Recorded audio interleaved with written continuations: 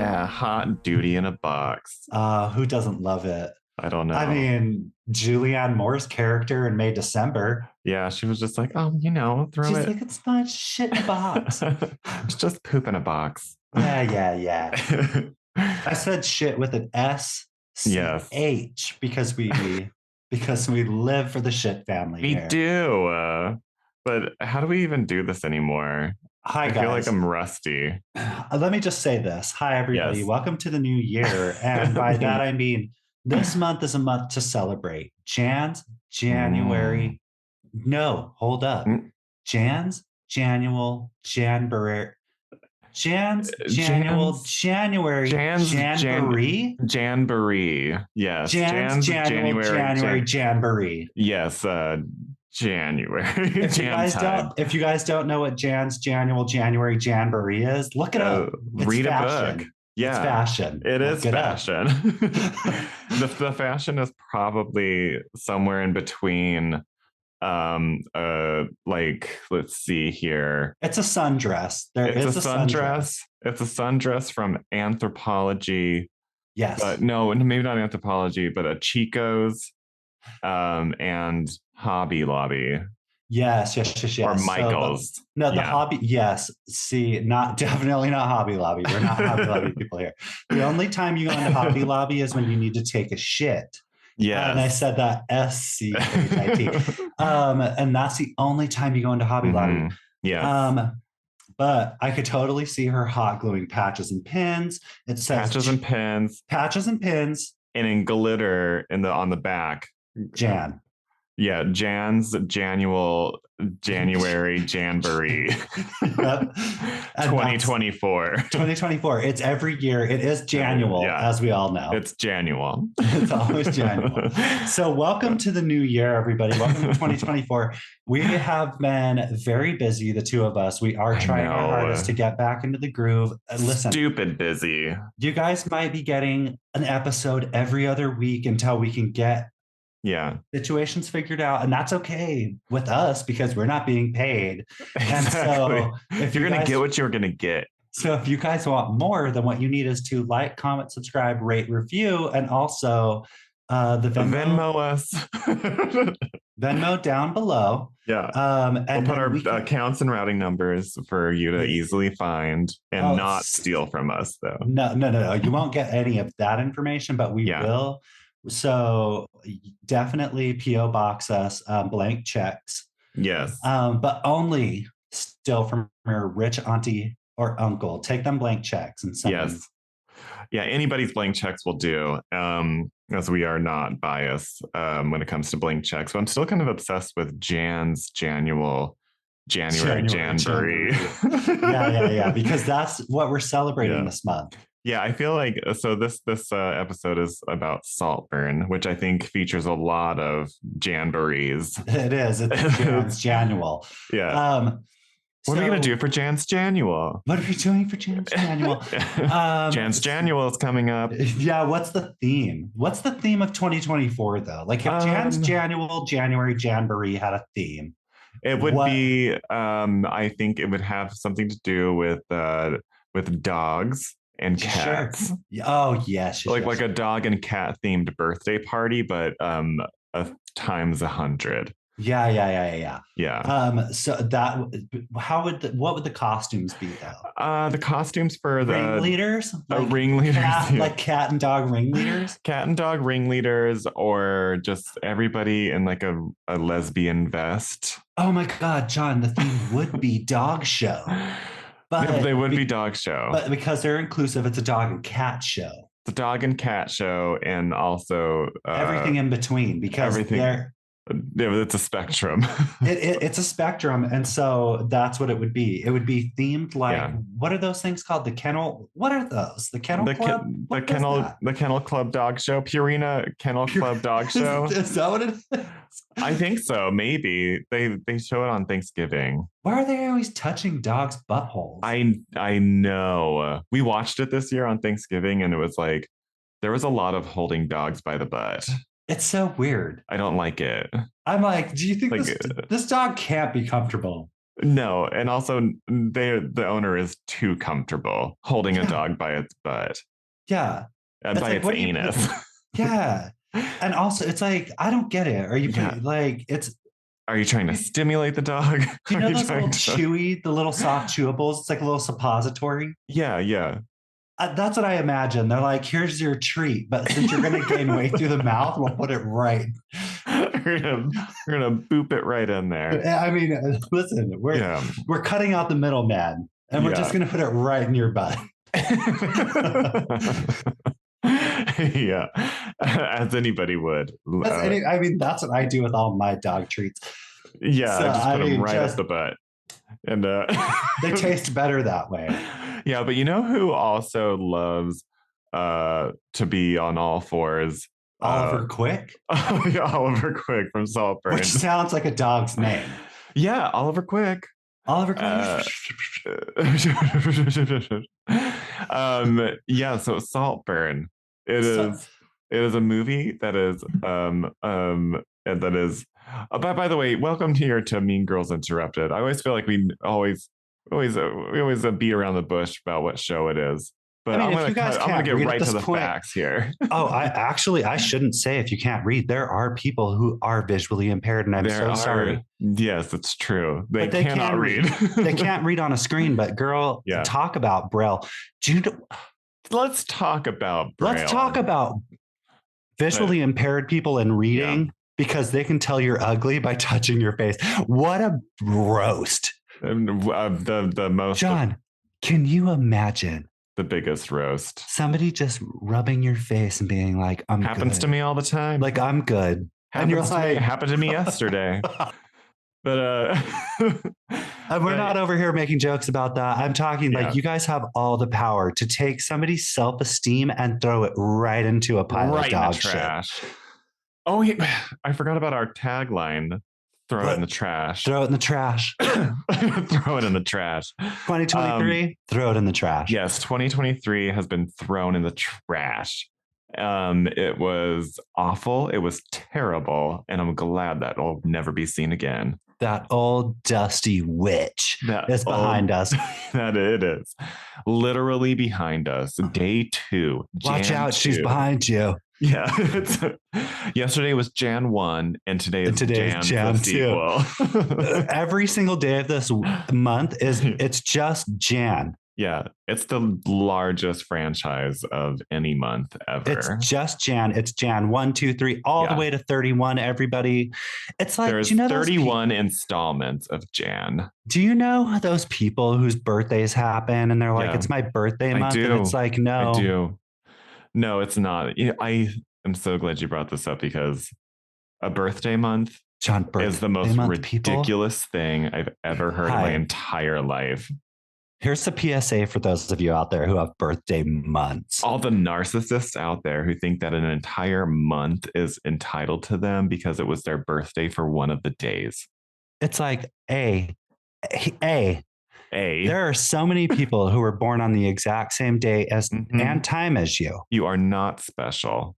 You're not special. And B, why should we celebrate a person who honestly we could probably do without? Yeah, I'm not going to celebrate. If you're the type of person who like dedicates an entire month as their birthday month, you're probably one of those people that are the worst in a friend group. You're probably a difficult person to be around.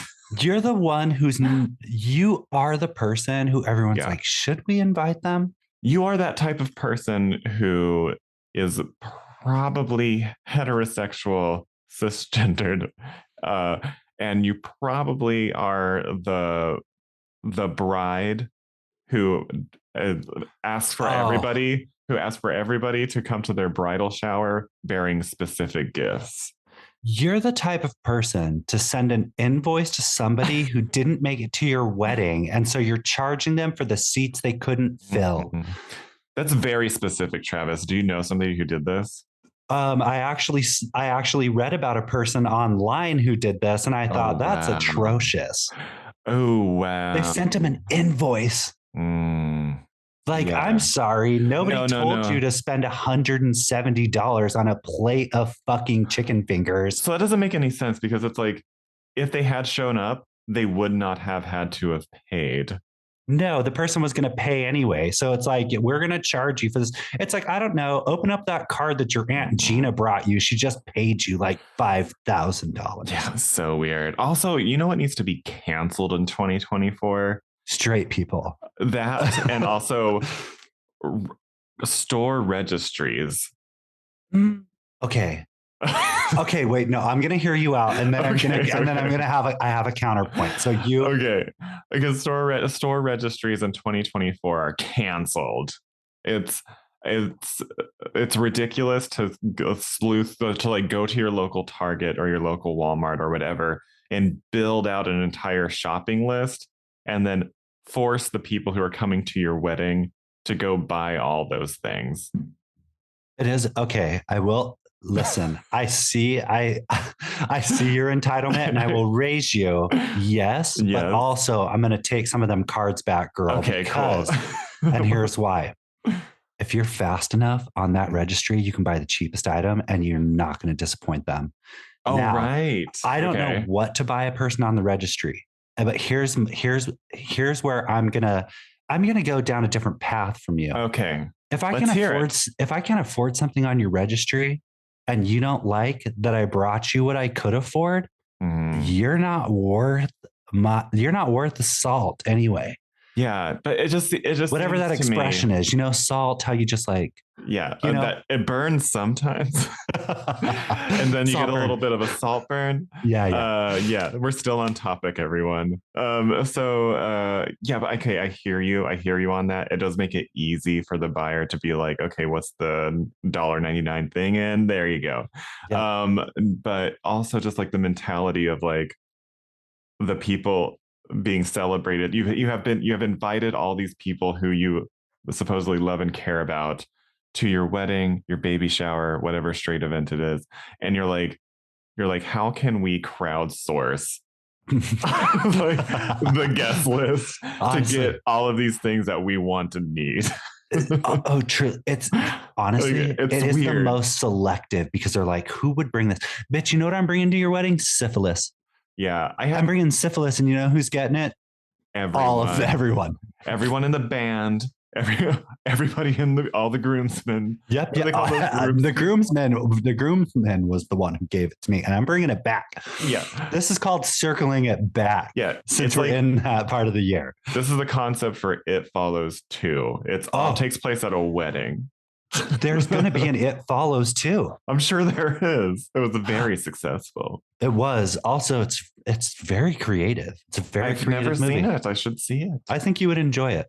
I probably would. I do think you would enjoy it. But take your time, girl. You know what movie? I will take my time, Travis. Take your time, girl. Yes, 2024 is my year.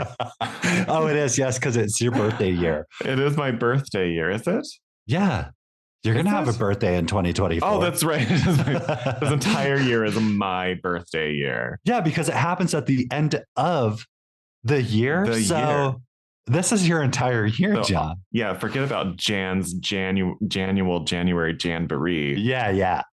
This is going to be John's January. Hi, his name's John and my name's Travis. We forgot to introduce ourselves, and this is a movie review podcast. Yes, and we have gotten off track. I think we're still on the subject of Saltburn. I think this all ties in, and it dovetails perfectly. It Cameron tells. Cameron tells. And honestly, I was listening back to one of our episodes, and you made an Ava Max joke that I didn't catch until then. And I laughed. I laughed to myself. About Ava Max? John, I couldn't remember. I wish I could tell you, but you said, we said Grody to the max, and you're like, Grody to the Ava Max. And I laughed back because I didn't catch it the first time. That's funny. I think I did notice that you did laugh at it. I was like, that'll be a listen back moment. Yeah, it's a listen back moment. And I'm like, okay, I said work because I honestly wonder about Ava Max sometimes. I worry about Ava Max sometimes. You do? Where is she? Is she being superseded by Tate McRae? I mean, I'm not going to lie to you guys, and I'm so serious right now when I say this. If you're not on the visual medium of YouTube, I can see and confirm that Travis is serious. I'm so serious. Okay. For all of you out there who are like, Madison Beer, who? I get it because I didn't listen to her before. Who's Madison Beer? I'm telling you right now. You guys go listen to her album, Silence Between Songs. You are going to live. You will live this. She was like, I don't even know what happened because I've listened to her songs before and I was like, yeah, they're good. They're cute. But this album, I was like, okay, vocal range. And also, she has stepped away from what she was before. Next. Rebranded, maybe. Rebranded. Okay. Citizen Queen. Please go listen to this pop girl group who are so incredible. Their album's called Click. I shit you not. Every track, Madison Beer, Silence Between Songs, Citizen Queen, Click. And also there's some good songs on Tate McRae's album. There actually are. I think I don't know what a Tate McRae is, where she came from. She came from Canada, bitch. She came from she came from the north. She's the queen of the north, apparently. But I don't know. No, that is Brooklyn Heights title. Oh, that's right. Tate McRae can live in that shadow, but we will let her. North. We'll let her have a little bit of light because it's cold over there. Let that snow melt. Yeah, I don't know. I can't figure out Tate McRae yet, but yeah. I like where she's headed. I think she has a future. I just want to see more. Like, girl, if you're going to give us dance moves and Sex Kitten, I need I want every, this is so crazy and so gay of me because do whatever you want, but I want visuals. I want choreography, and she has been giving it this time around. Okay, because I don't know. There's this video that plays at the gym where it's a Tate McRae video, and she's like in boxing gear. She's actually she's in a boxing ring, and that is called X's, which is an amazing song. And then she also has another one where she's at a hockey rink because she's leaning very far into that whole Canada. She's leaning into the Canadian nationalism. We love hockey, which I'm here for. I'll tell you this, hockey's the only sport I've ever flown to a different state to watch. Yeah, the only kind of hockey that I like is the stick part. The stick part. You know what I like about hockey? Yeah. That none of them dudes have teeth. Yeah. I love a They've all been knocked out. Person. They've all been knocked out. And guess what? The reason why I don't like them teeth? No more jagged edges. Cool. You don't have to. You get what I'm saying? Yeah. You know who doesn't have any jagged edges at all? Hold up. Guess. I'm going to take a wild guess. I'm going to take a wild guess. Jacob E. Lordy. Oh Lordy, Jacob. Oh Lordy. Jacob O. Lordy. And then also, let's talk about Barry Keoghan. Let's talk about Barry Keoghan today. Because we've talked about Barry Keoghan before on this Saltburn. Everyone is the movie we're doing. You've heard about it. And it stars, if you're under, I mean, they really marketed this thing everywhere. So if Margot Robbie produced this, so Margot Robbie did produce this. She also produced. This is directed and written by Emerald Fennell, who we love. But let's just talk about Emerald Fennell's name for a second. Okay, first of all, that's a rich name. That's a rich person. She's rich. But also, let's not pretend anymore. Let's step out from behind this curtain, this facade, if you will. Sure. The last name is Fennell. Yeah. Like the food. Do you know who also did that? Do you remember Keeping Up Appearances, that British show where they were like Bucket? The last name's actually, but they like to call them bouquets. Oh, what an amazing show. I lived for that show. Yeah, that was a really funny show. Also British, which Saltburn is a British import. Still on brand. And so this stars Barry Keoghan as Oliver Quick and Jacob Elordi as Felix gorgeous Cotton. Felix last name. Felix Catan. Felix Catan. Felix Catan. if you will, and Rosamund Pike. Okay, work, serve. Yeah, Rosamund Pike serves in every single thing she does. She's so underappreciated in my view. You want to know who stole the show for me? Who? Carrie Mulligan in that red hair. Carrie Mulligan. Girl, she was only in this movie for not that long. She was weirding out. But she obviously, she starred in Emerald Fennell's directorial debut, Promising Young Woman. Yes, which we have not reviewed here, and we won't because we've already watched it. Because that ship has sailed. Yeah, yes, it has. And so I think, so also a fun Margot Robbie tie-in was Margot Robbie obviously produced Barbie, the movie, and Emerald Fennell plays pregnant Barbie, which is a non-speaking role. Yeah, she does. She plays basically Jan. Yeah, Jan. Yeah. So Emerald Fennell decided to be like, hey, step aside, Barbie. I'm going to make my own January Jamboree and call it Saltburn. So Barry Keoghan, what a leading person. I had no idea. A star, if you will. Can I just say this first off? I had I never watched a trailer for this movie. I did not know what this movie was about, aside from the people that were in it. And I was like, I could get behind this. Yeah. Yeah. This movie, I will say right off the bat, is not anything you're ever going to expect. That's true. It is unexpected. It is you will feel uncomfortable. I was uncomfortable many moments during this movie. I wasn't. And what does that say about me? It's that you've lived a very hard life.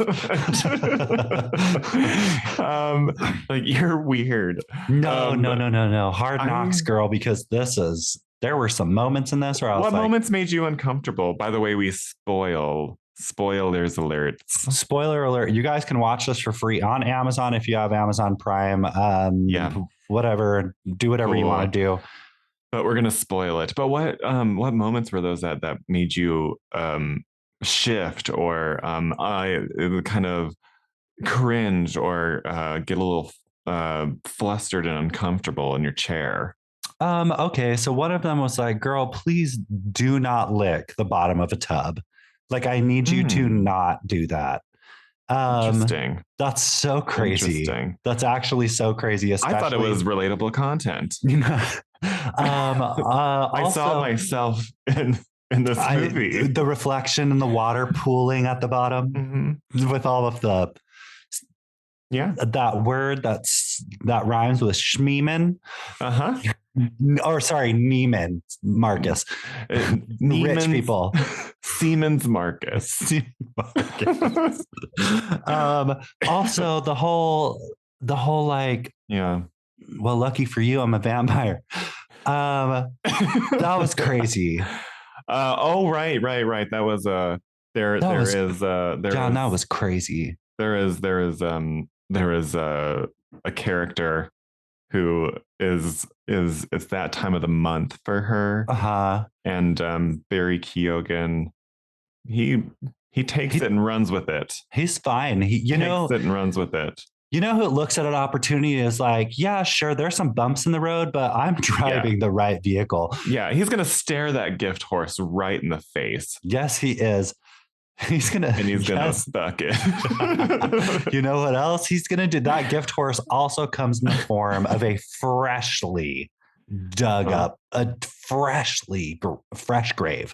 That soil, girl, you can smell it. You can see, you can smell it. Also, that did not make me uncomfortable. I feel like, but was that the point of all of these like really shocking things? And sort of perverse, if you will, things. It is like, perverse, but it's also like... Was it just to make the audience uncomfortable, or was it exploring, like, was Emerald Fennell,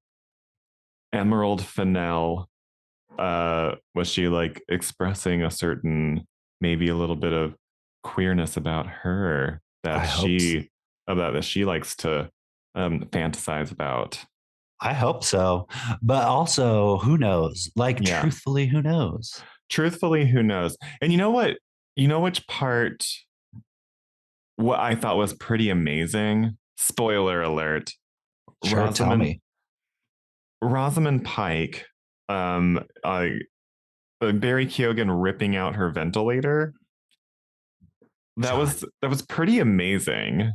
Can I thank you so much for saying that? I was like, choices. We're making creative choices here today. The way he cracked that whip, bitch, when that thing came out, he said, let me give it a little flair. Yeah. He said stylized. That was good. That was good. I liked it. And Barry Keoghan, what a star. So, do we want to give a synopsis or not so much? Because I kind of don't know if I want to. It's hard to synopsize, but the basic rundown is this. Barry Keoghan plays Oliver Quick. He is, what is he? A liar. He's a liar. He does lie sometimes, if not all the time. Mostly, though. And he loves to lie, and he's a student at university, like a very fancy Oxford. He's at Oxford. Yeah. And as we all know, you have to sort of have the plug-in to be fancy Oxford people. That's an Ivy League school, what we would call an Ivy League school, but it's in... And he's there on scholarship. Or so they say. But yeah, he's a quote-unquote scholarship kid. Yeah, which is apparently embarrassing, which like, girl. Yeah, the movie's theme is all about status and the power dynamics that lurk in there. There's classism. There's we heard one of the characters call him a serf. Interesting. What does that even mean? A serf. SERF. So serf is a word like basically you're lower class. A serf is a person who would I see what you mean. A serf is somebody who would work for upper class, the upper echelon. Yeah. And he is called that basically right before our dear friend has those accidents with the razor blade in the bathtub. Oh, right. Yes, there are some accidental razor blades. Whoops. In the by a bathtub. Honestly, there are some scenes in this movie where I'm like, girl, hi. You know, just if you're having those sorts of thoughts, please call somebody. Yeah. Do that for sure. And so it starts off with Oliver Quick. He becomes unlikely but fast friends with Jacob Elordi, who has like an English title. He is a very tall, gorgeous, popular guy at school. Has everything handed to him, literally. Without even having to ask. And it also seems pretty chill for somebody who literally has an estate that you could lose. He's a nice guy, and you don't really. There's people around who talk about him, and you would kind of think that maybe he might have. He's just like a bratty. He's a brat. He's a socialite. He is uppity. Yeah, he's uppity. Snobbery is going on, but he takes a liking to Barry Keoghan's character, who is not of means. He's there on scholarship. And through this friendship, Barry Keoghan is thrust into the world of the elite. Oh, and is he ever? Yes. And so thrusting is something he enjoys too. He loves to do it. Thrust. Let's just say it one more time. Thrust. Wait, no, you have to roll the R though. Thrust. And they should have just called this movie Salt Thrust. Missed opportunity. Emerald. Yeah. Emerald. So this movie is very horny.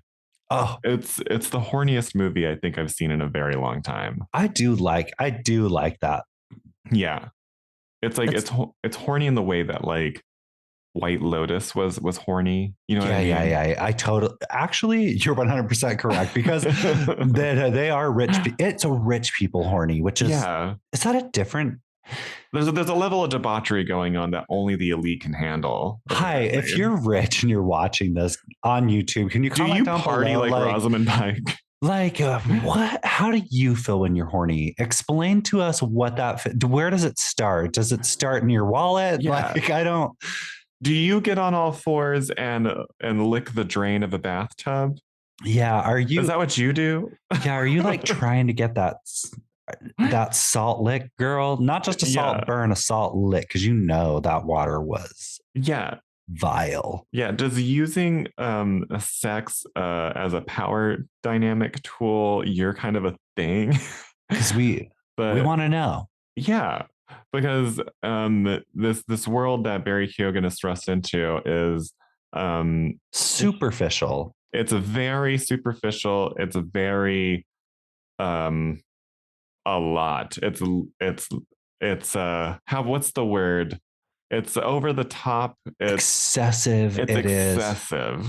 It's a life of excess. It's a life of what would you want to call waste as well? I would say there's a lot of waste. There's no stakes for them ever. Well, because they have everything. They have absolutely everything at their fingertips. The worst thing about their day was having to go to London to go to a funeral for a friend. Carrie Mulligan. Yeah, that's funny. But yeah, I wish I didn't have to go to London. Yeah. I mean, I wouldn't either if I lived in a giant castle. Listen, that place is bigger. That place actually could fit the entire part of it.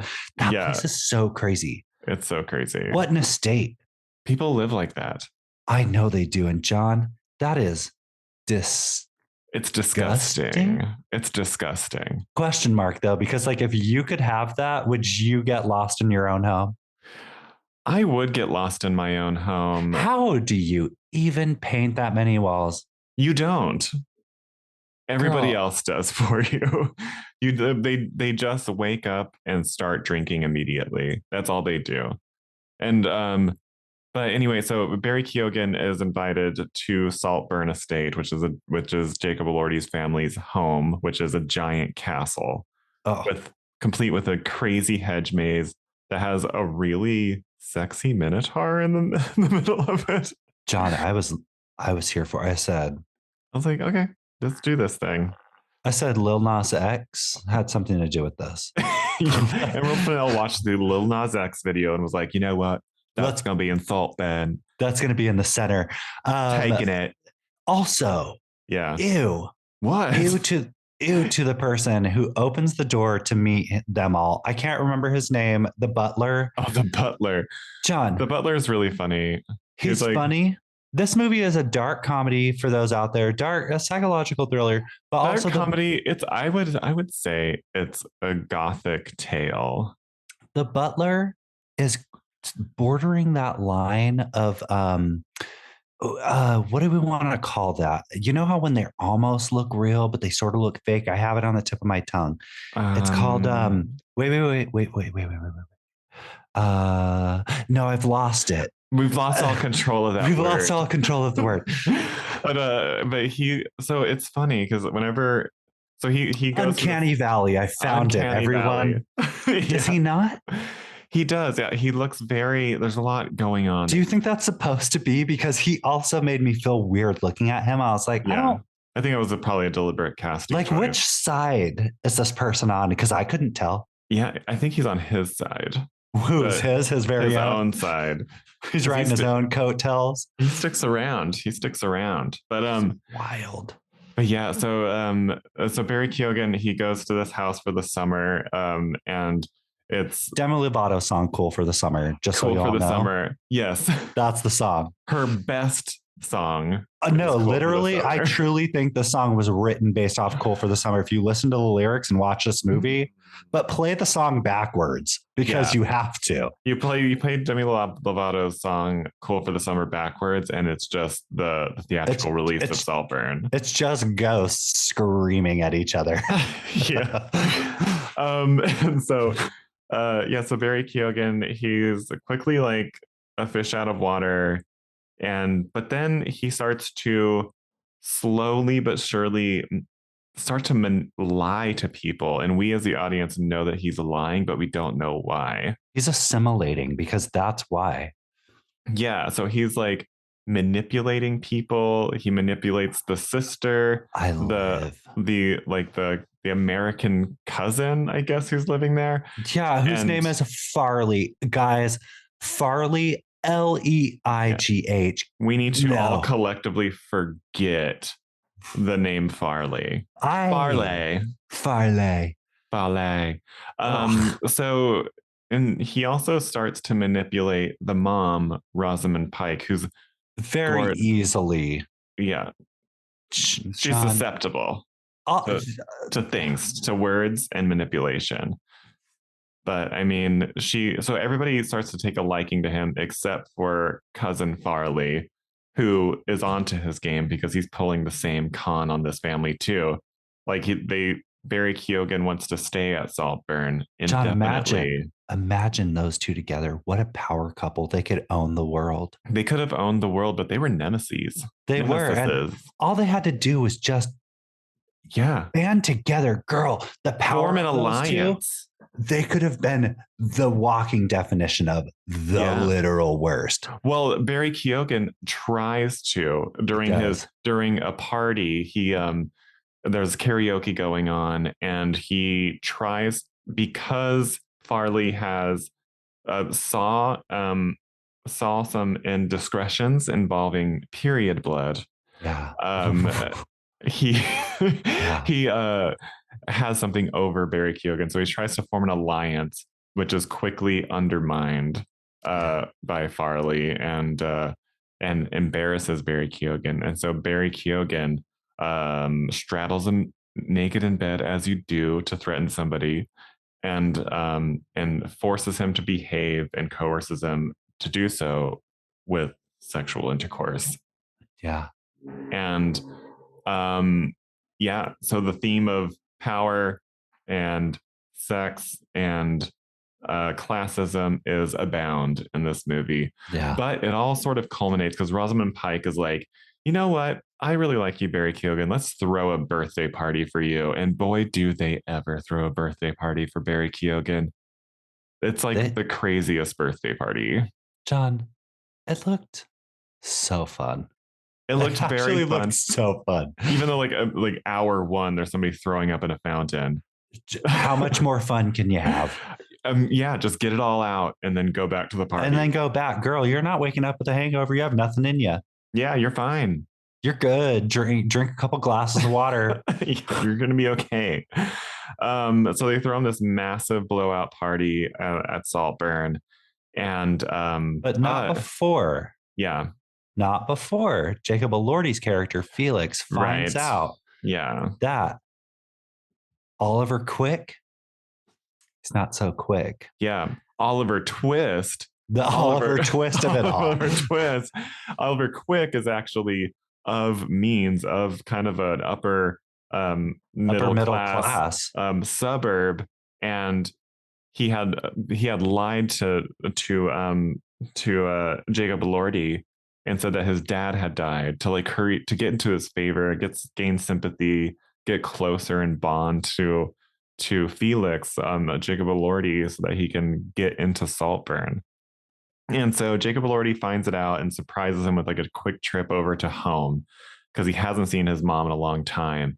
And so he gets there, and it doesn't match up with the stories Oliver has been feeding him, which are like, my mom's a drunk, my dad's dead, I'm an only child, my house is covered in rats. My house is covered in rats. It's disgusting. Turns out the only rat in that house was him. Was Oliver Twist. What a jester. Yeah. And he's wishing so Jacob Elordi's just going through it. They have a whole conversation with the parents. He does have siblings, and he did not get into Oxford on a scholarship. No. They're paying for it because he has some money. Yep. Yeah. So so there's a very awkward drive back to his birthday party. He's a big old nerd with a big old crush. With a big old crush on Jacob Elordi, but who wouldn't? Listen. There's something about that Jacob Elordi. I'm not going to lie. Star quality? Quality. Absolutely. Yeah. Yeah. Also the acting level is really good. Everyone in this movie, I will tell you guys right now, acting, A plus. Rosamund Pike can do no wrong. Every single person in this, I was like, good for Margot Robbie, because like you picked Margot really Robbie's a great people. powerhouse. She is. Who would have known? Like biggest star. That's all I can say right is now. And one of the coolest, best like production companies. Literally one of the most recognizable faces probably ever because of Barbie, since so many people watched it. I mean, yeah. How many languages is that in now? Who knows? Yeah, they all even of have them. All of them. They even have on HBO Max an ASL one. Yes. Which I was like, what? That's amazing. Yes, so, that is actually very cool. Yeah. So it's literally everyone can ingest Barbie. Also, can I say something that's going to sound so crazy and sound so forever away? What? Babylon was released in 2023, John. Why did that feel 10 years ago? It does feel like 10 years ago. It was 2023. They premiered it. Yeah, they need to get out of here for a while. Like that was a while ago in my brain. Yeah, I did not like Babylon. I liked parts of Babylon. Yes, parts of Babylon. The filming of Babylon are so good. The cinematography was so good. Acting was so good. The length was so bad. Story was, The story did have me kind of like, but the story had promise. It just had its faults. It did. It definitely did. But anyway, Saltburn. Back to Saltburn. Saltburn. So Oliver's lies have been exposed, but not talked about. Jacob Elordi is keeping his secrets because Jacob Elordi turns out is kind of a nice guy.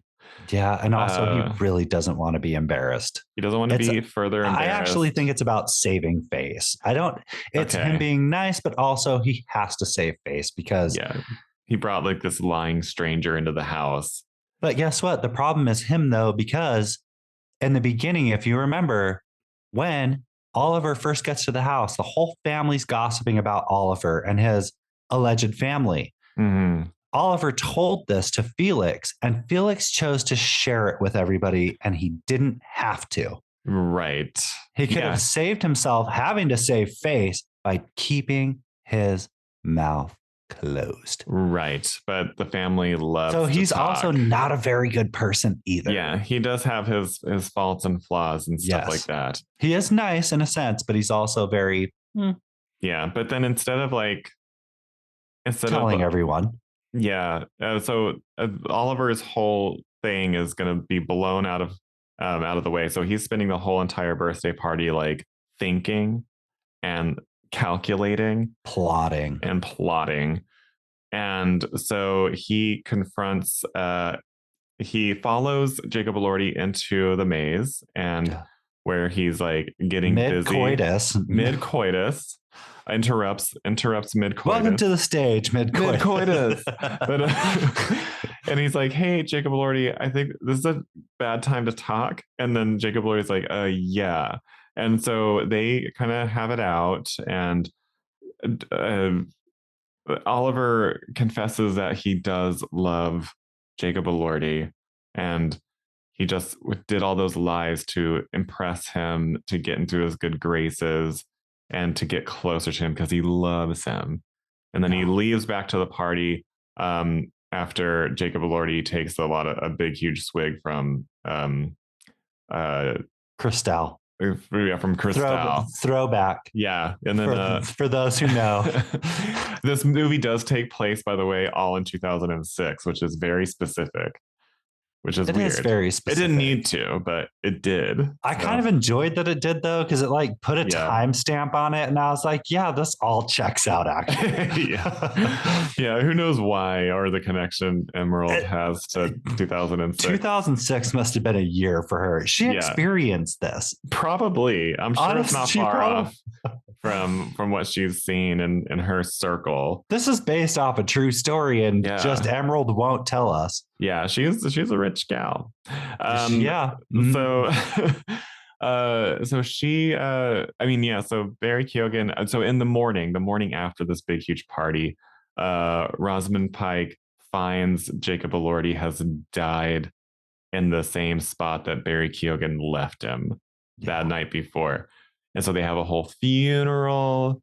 Let's talk about that breakfast, which was literally hilarious. That was probably my favorite scene, I would say. That was one of the funniest things I have seen in a long time. It's actually so great. It's because so after they discovered Jacob Elordi is dead, they all have a lunch in the dining room, and they're all just trying not to talk about it while like the coroner is on the way. You can hear the wheels squeaking on the stretcher. Yeah, like so, and they're all just and there's a big blowout where where Farley like he kind of tries to put the blame on Barry Keoghan, and Barry Keoghan is like oh well like maybe Jacob Elordi, he insinuates that Jacob Elordi would still be alive had you not brought all that cocaine to the party that Jacob Elordi took. He turned it right back around on him.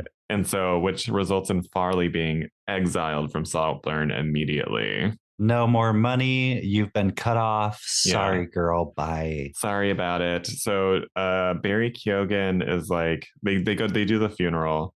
Barry Keoghan does something very interesting to Jacob Elordi's grave, which we will not discuss here. Why won't we discuss it? I just don't know. I thought it was an interesting choice. From the writers. I kind of thought it was hilarious, but also I was like, this is so wild. But then when you really think about who the person is that Oliver is, I'm like, I could definitely see somebody with his personality flaws fucking some dirt. Yeah, he does. He gets some dirt in his pee hole. He gets some dirt in his pee hole. And also, do you know that he so he never used prosthetics in this movie? Very interesting. Just so you're aware. Did you look that up immediately? Maybe. I was wondering too, because it is there is some full frontal nudity on Barry Keoghan's part, and he's well endowed. I would say his talents. He's a very talented person, and all around talented. Just like Oscar-winning talent. Yeah. So just in case you guys are wondering. Good for you, Barry. Good for him. So which they say in the movie. They did. Honestly, John, he was probably knocking the top of that casket. Yeah. Like, very I'm not joking. Like, yeah. The last nail on the head. Let me get it. Yeah. Like, oh, you missed a spot. And hello. So he screws Jacob Elordi's grave, which is the craziest sentence one can say. And then, but the Jacob Elordi's grieving sister isn't having any. She is not having this anymore. She's like, you know what? I just thought about it. I'm in the bathtub and I was doing some thinking. So she's like, you might actually be a psycho. We don't know anything about you, and you had only known Jacob Elordi for 6 months, and now he's dead, and you're still here. Why? Yep. And then she calls him stranger danger, which I loved. And she also calls him surf, which is like, he goes, you've had so much to drink. He doesn't lose his cool, which is like, okay. This guy's plotting and scheming. Yeah. Plotting and scheming. So she ends up dead by an apparent suicide. Yeah, just like strangely, the night after she was like, I'm gonna expose you and like you're gonna be out of this place, and threatens his whole Saltburn agenda. So she's dead. They have another funeral. And the dad, Mr. Saltburn. Yeah, Mr. Saltburn. Mr. Saltburn. He's like, you have to leave. And he's like, no, Rosamund Pike like wants me here. So like, I'm not going to do that to her. She's like in a really bad spot mentally right now. I'm not going to abandon my friend. And he's like, but you need to leave. So how much do I have to pay you to do so? And then Barry Keoghan's like, what are you even doing? He's like, I would never. And then and he turns his head and he's like, blank check. Yeah, exactly. We don't know them blank checks. We don't know the amount, but he does end up leaving, and all of the staff who like know what he's up to, like see him out. And they're all outside smoking cigarettes. Not one of them jumped him because I don't think the staff liked being there to begin with. They're like, yeah. I think the staff though was onto his game. Oh, for sure. Yeah, but they're for just like, sure. Like, who's this interloper in here? Also, they can't say anything because Rosamund Pike's character loves him. You couldn't say anything bad about him. She'd fire you in a heartbeat. They're like, well, he just murdered 2 of your children, but how do you like your eggs? Yeah. Yeah, exactly. So he goes back to his life and he has some money now. And turns out we start to get to the resolution of it all. And he sees in the paper that Mr. Saltburn has died. He has passed away. He has died. Gracefully, I'm sure. Very rich. Yes, very wealthy. And so he stages a run-in with Rosamund Pike. Yes, he does. To run back into her. And she's like, oh my gosh, Barry Keoghan at the same place where I just bought a flat down the street. And then at the end of it, she's like, you know what? You should come to Saltburn and stay. And he's like, okay. He's like, I could never. Oh, yes. He's like, you know what? No, it's not, it's going to be too much. Okay. And then he talked me into it. If you insist. So he actually asks if the butler's still there, though, which I thought was interesting. I actually thought that was interesting because he did ask if the butler was there, whose name I can't remember. And I'm sorry. We'll just call him Uncanny Valley. Yeah. We'll call it, Uncanny Valley. Uncanny Valley. I think he had gone. And so he goes back to Saltburn, where he finally gets, he manipulates Rosamund Pike to sign everything over to him in the event that she should pass away. And then she falls mysteriously and quickly ill.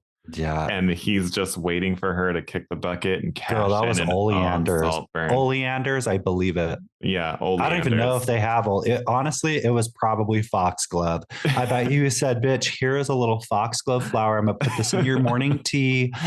And you're gonna die. You're gonna sleep forever. Yeah. So he's recounting his whole entire truth and plan to Rosamund Pike while she's on a ventilator and can't move. She is like in a vegetative state. And she can hear him, and she's like, "I've been had, girl." Yeah. It's like, oops.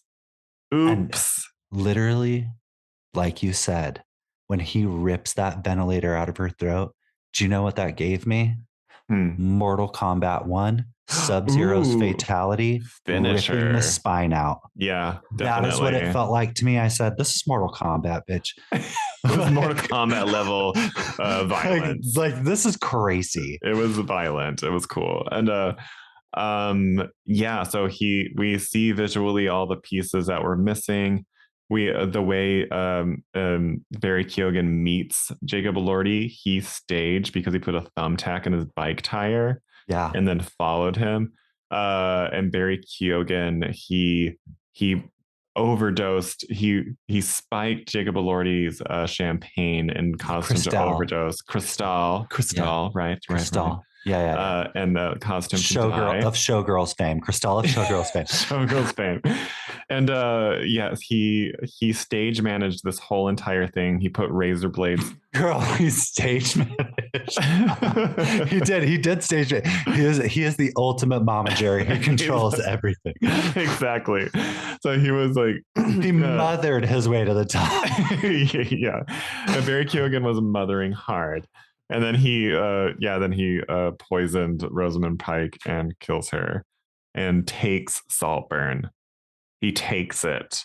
How do you even work your way? Yeah. And even like the little tiniest details in hindsight, whenever they were still at university, not yet at Saltburn, he made Jacob Elordi think that he didn't have any money whenever he actually did. It's so crazy. There's so many little things.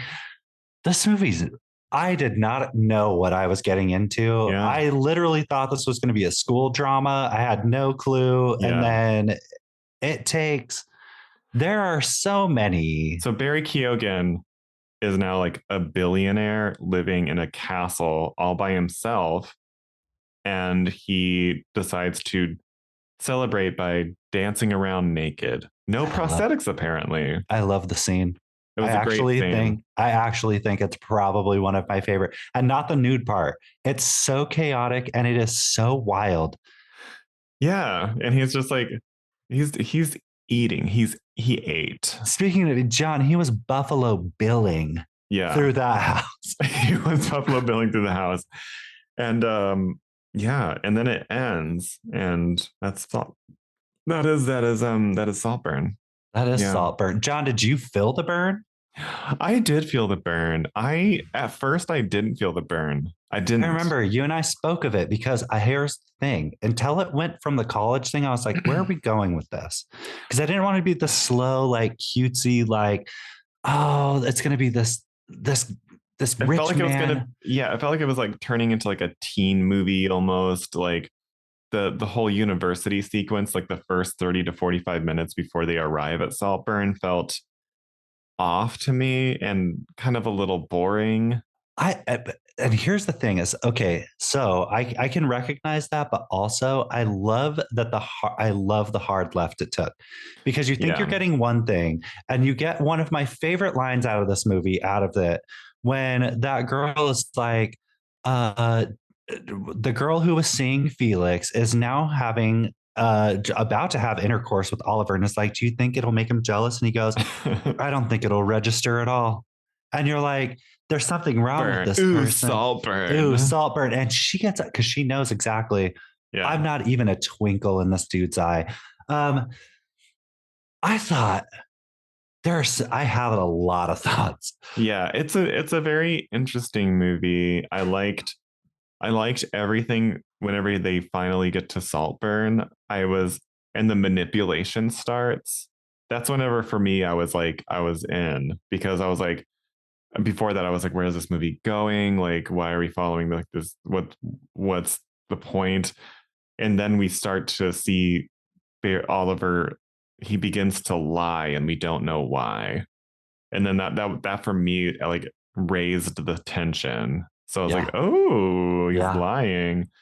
And he's causing trouble.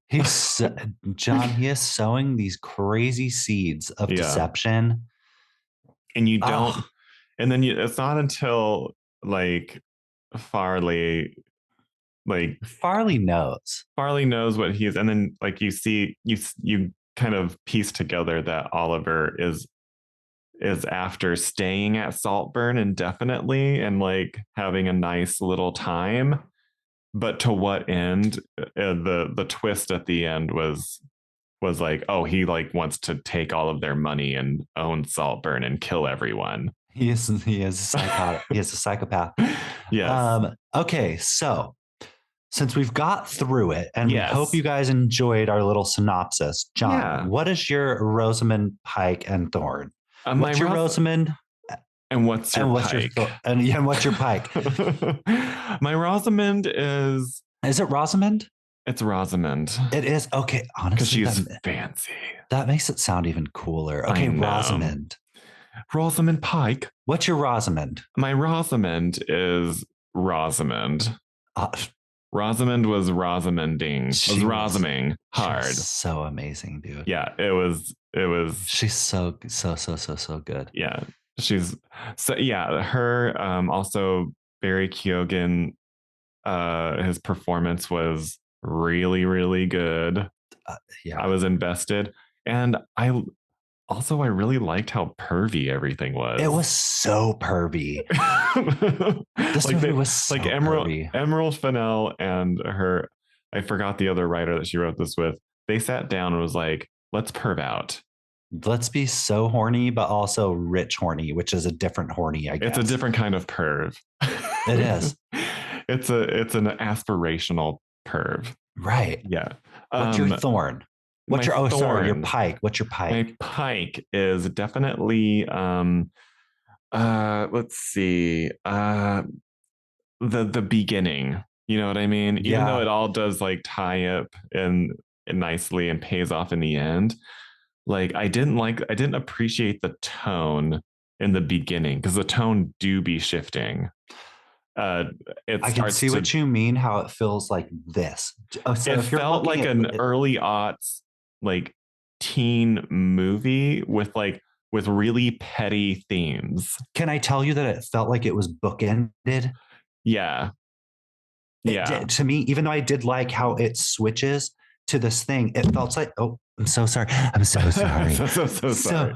So it felt like it was bookended because they had to get to Saltburn. So it was this, then you had this much, and you had a little bit of feeling. There was some feeling, and then it was Saltburn. But sorry, this is your pike. No, but I mean, it was just my whole thing was just like, yeah, I liked it, but at the same time, the tone at that time just felt like a movie I didn't want to watch. And so, but whenever they did get to Saltburn, that started to feel like a movie I wanted to watch. And then it starts to get really thriller oriented as it progresses, and the whole tone shifts to something scary. Yeah. And I was like, okay, work, Emerald. You got control over this ship. That's great. But like I tried to watch this a couple of weeks ago and turned it off and like wrote it off completely. You did until it was me. It was me. Hi, everybody. I did this until I was forced to watch it for the podcast, and I enjoyed it. I was like, okay. Oh, I was like, these twists and turns are really turning. Were they ever?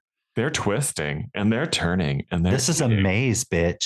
Yeah, we're in a maze, bitch. An amaze boosh. An amaze, bitch. So, what was your Rosamund and what was your pike, Travis? So my Rosamund was how unhinged this movie became. Yeah, it does get really unhinged. This movie flew right off the handles, girl. You could not put that door back on. There were no hinges left. I don't even know hinges. Who? Because who is she? Exit stage left. So this was so crazy because I literally had no idea what this is about. Yeah. I loved the cast. Yeah, the cast. I loved the cast. Yeah. My pike for this was but I actually had a clear and concise pike for this. Was it, let me try to jog your memory. Oh, nope. I'm back. He's back in the game. Okay. My pike was, I don't like how it felt like it ended when he had coitus with the grave and then it continued for 30 more minutes. Yeah. That was my pike. I kind of wish there was... Yeah. That's just me personally, because I truly did it. Pacing wise, it was over, and then we got another 2 deaths. Yeah, I liked the lengthy resolution. However, the pacing could have been tightened up a bit. That felt like a speed bump. Yeah, it felt like a speed bump, even though I know it was necessary. That the having sex with the grave scene, I feel like was just Emerald Fennell perving out over Barry Keoghan. Probably. Yeah. But that's it. That was my speed bump in it. Yeah. There were a lot of things that I really, really enjoy. I will tell you what, cinematography, girl, acting, stellar by everyone. They came and they ate. They came, and then Barry Keoghan licked it up at the bottom of a tub. Yeah. Cool. Which also, I'm going to stand by it. I wasn't mad at that. I wasn't either, but that slurping, John. Wasn't mad about it. He was not. Listen, this was not cereal milk, friends. You get what I'm saying? This is not cereal milk. And it made me feel very crazy because I was like, what are you doing? He's going to come in here and see you slurping up his friends. Yeah, I feel like he probably would have not have minded being discovered in that moment. Maybe not. I think he was in it. So that was Saltburn. I think, should we get into our review of it all?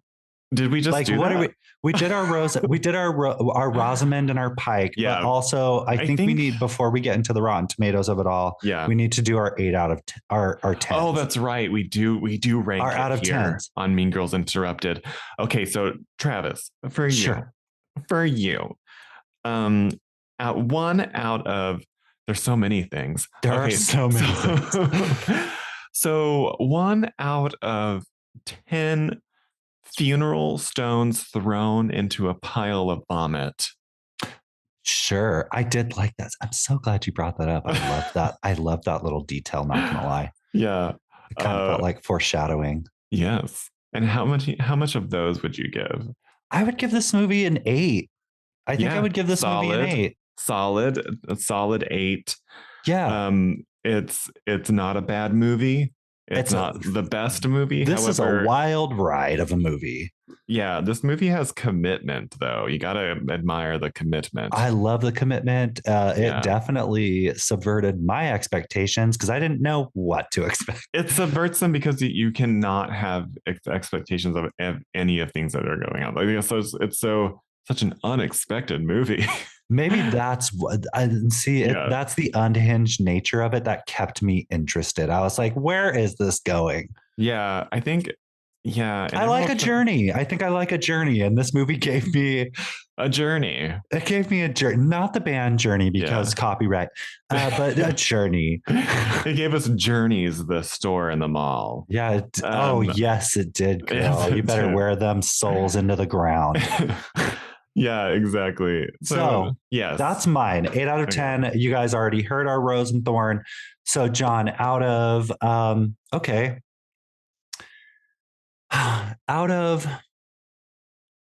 this is a tough one. There's a lot of things.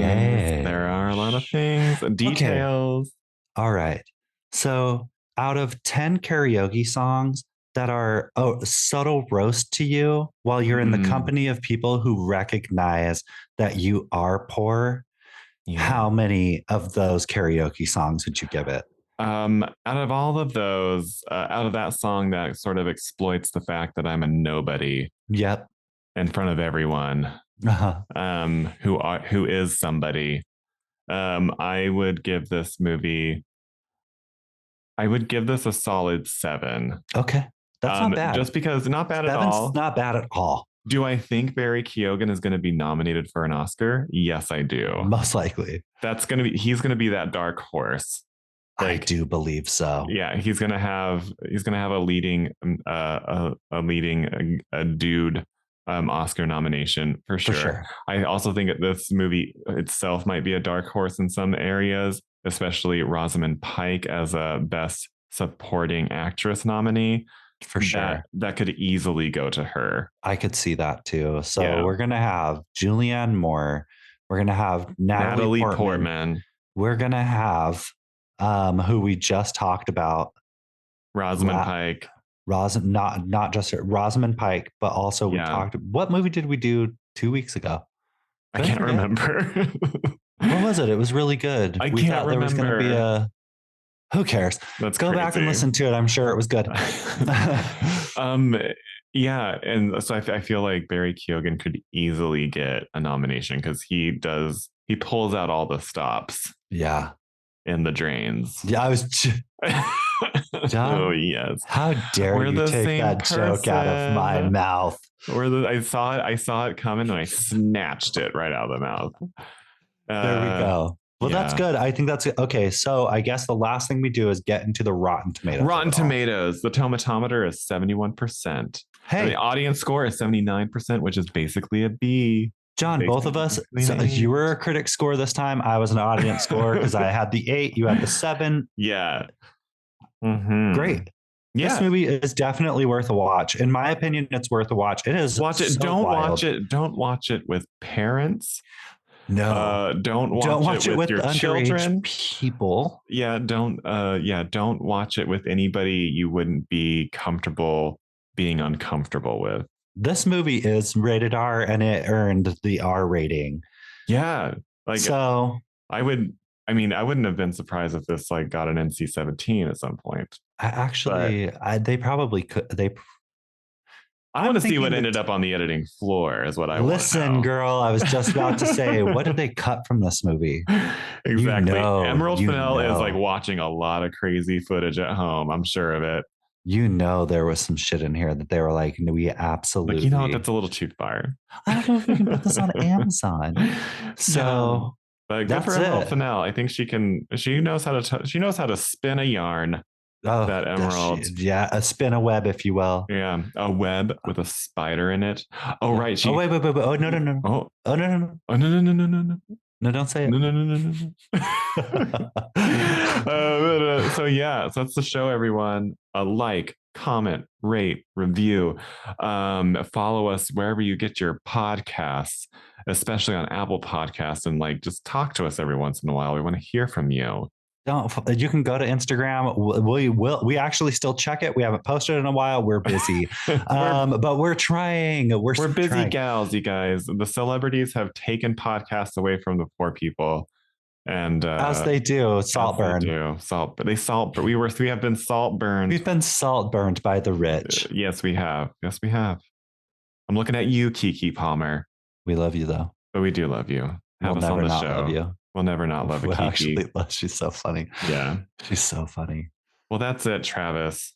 John, I love this always. You guys, you can either catch us next week or you can catch us sometime after. Who knows? Surprise, bitch. It's 2024. Yeah. You're going to get what you get. And at that, we'll have to see you at the movies. Roll the credits, you moth who is attracted to shiny things, which is Mean Girls Interrupted. Yeah. Roll the credits. Bye.